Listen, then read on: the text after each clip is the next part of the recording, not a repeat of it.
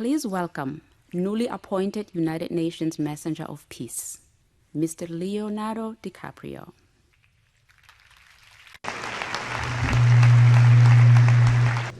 Thank you, Mr. Secretary General, Your Excellencies, ladies and gentlemen, and distinguished guests.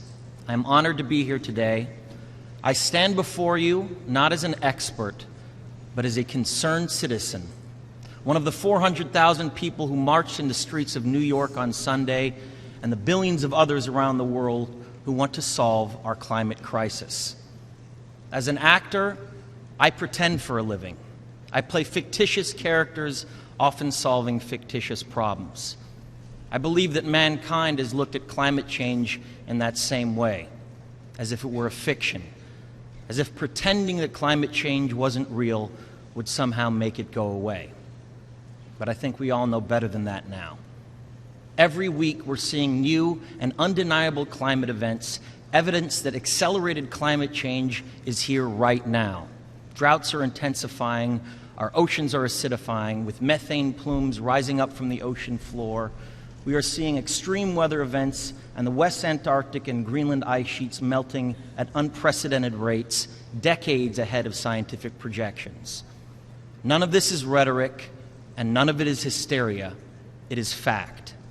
The scientific community knows it, industry knows it, governments know it, even the United States military knows it.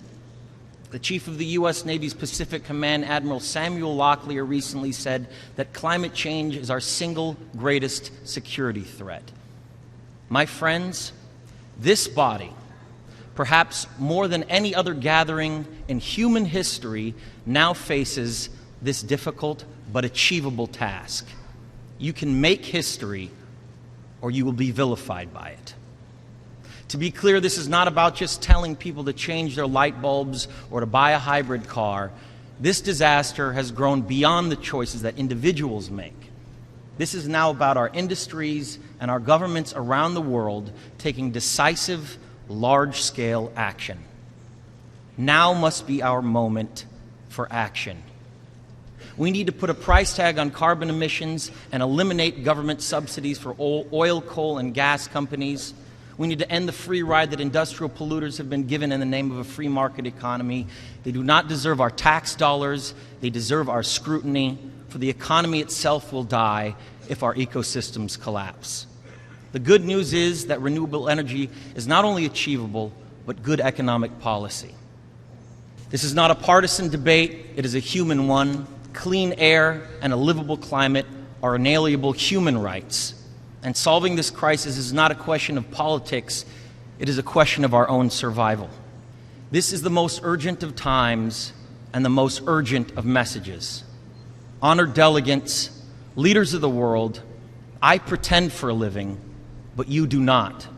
The people made their voices heard on Sunday around the world, and the momentum will not stop.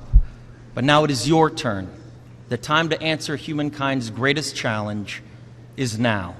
We beg of you to face it with courage and honesty. Thank you.